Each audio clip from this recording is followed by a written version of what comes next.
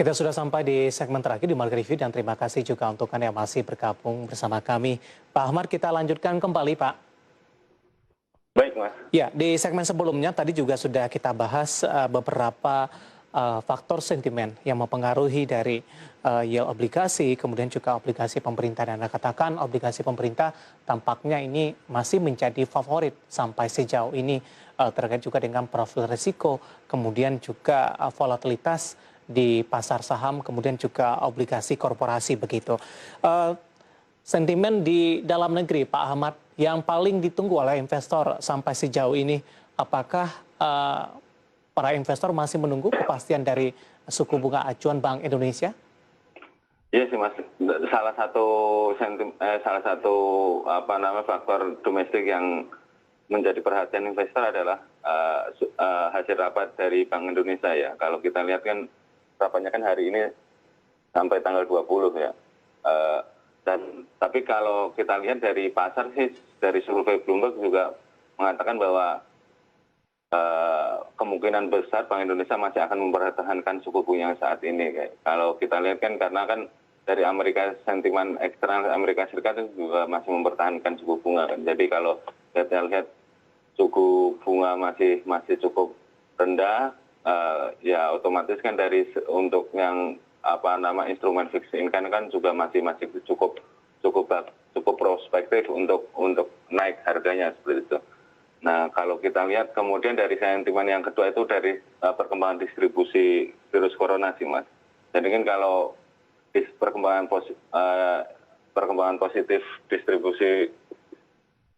distribusi vaksin ini kan pengaruhnya kan nanti ke sektorial nanti kan pengaruhnya ke pemulihan ekonomi dan ke harga saham ya, Mas. Jadi kalau kita lihat memang dari perkembangan distribusinya juga masih tertahan dan itu kan menyebabkan sektor ekspektasi pemulihan sektor ekonominya juga masih akan cenderung bertahan lambat ya. Ujung-ujungnya ya perkembangan dari pasar saham juga masih volatile seperti itu. Dan melihat kondisi seperti ini ya nggak salah sih kalau misalkan obligasi pemerintah masih menjadi favorit untuk alokasi investasi seperti itu. Baik, berkaitan dengan suku bunga masih di level yang rendah. Kalau kita kaitkan dengan tenornya ini, Pak Ahmad, bagaimana korelasinya, Pak?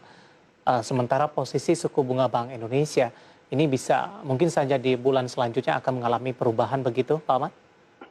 Ya, kalau kita lihat kan kalau misalkan ekspektasinya kan lebih ke jangka panjang ya, Mas. Ya. Yeah. Kalau tenor jangka pendek itu kan lebih pengaruhnya kan lebih ke sentimen jangka pendek seperti itu. Dan kalau kita lihat memang kenaikan yield di 10 tahun itu kan kalau kita lihat kan cukup drastis dibandingkan dengan dibandingkan dengan yield yang lebih jangka pendek seperti itu. Nah, kalau kita lihat sih itu lebih bukan karena ekspektasi suku bunga domestik sih, tapi lebih ke ekspektasi perkembangan eksternalnya sih, karena pricingnya sih. Jadi kalau kita lihat misalkan yield obligasi pemerintah Amerika Serikatnya naik kan, kalau kita lihat kan ketakutannya kan itu akan menarik arus modal dari negara berkembang ya, terutama di Indonesia ya. Kalau kita lihat memang cukup drastis ya arus keluarnya seperti itu. Tapi kalau dari sisi domestik, kalau yieldnya masih stabil lah, otomatis perkembangannya tergantung sentimen yang lain sih seperti itu. Tapi kalau terutama misalkan rupiah seperti itu. Tapi kalau misalkan suku bunga turun ya otomatis kemungkinan besar yield obligasi ini juga akan turun dan itu akan prospektif sekali apalagi di tengah harga yang masih diskon seperti ini, masih murah karena kan yieldnya naik artinya kan harganya masih turun kan seperti itu. Baik Pak Ahmad, seperti yang Anda katakan tadi, obligasi pemerintah tampaknya masih akan menjadi favorit begitu. Apakah Anda melihat pemerintah memanfaatkan momentum ini tidak Pak? Dengan merilis obligasi yang mungkin saja lebih banyak dibandingkan dengan waktu-waktu sebelumnya, Pak Ahmad?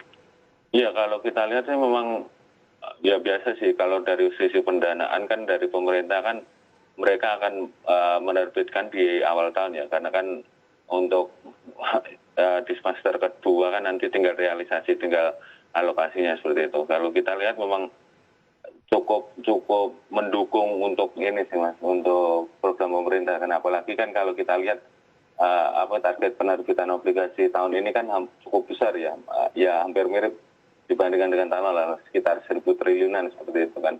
Jadi kan kalau ekspektasi pasar masih positif terhadap perkembangan obligasi pemerintah, ya otomatis hasil itu akan berpengaruh terhadap ini sih penggalangan dana oleh pemerintah seperti itu. Baik, di kuartal pertama di 2021 Pak Ahmad? Ya, kalau kita penerbitan lihat kan, obligasi pemerintah? Iya, kalau kita lihat kan dari penerbitan obligasi pemerintah kan sekitar 30%, 30%-an ya. Jadi kalau kita lihat dari bid to cover ratio, hanya artinya rasio yang rasio yang penawaran yang masuk dibandingkan dengan yang dimenangkan itu kan masih di atas 2 ya. Artinya kan masih oversubscribe seperti itu di pasar prima seperti itu. Jadi kalau kita lihat memang antusiasme dari investor masih cukup tinggi sih di pasar obligasi pemerintah seperti itu. Baik, Pak Ahmad, waktu kita cukup terbatas. Terima kasih sudah bergabung bersama kami di Market Review dan semoga yang kita bahas bisa menjadi referensi bagi pemirsa Idea Channel. Sehat selalu, Pak. Iya, sama-sama. Baik, ada Bapak Ahmad Nasruddin, ekonom PT Pevindo, dan tadi kita membahas tema mengupas yield obligasi. Dan perbincang tadi mengakhiri kebersamaan kita di Market Review kali ini. Akhirnya saya David San Oval dan seluruh kerabat kerja yang bertugas mengucapkan terima kasih. Sampai berjumpa kembali.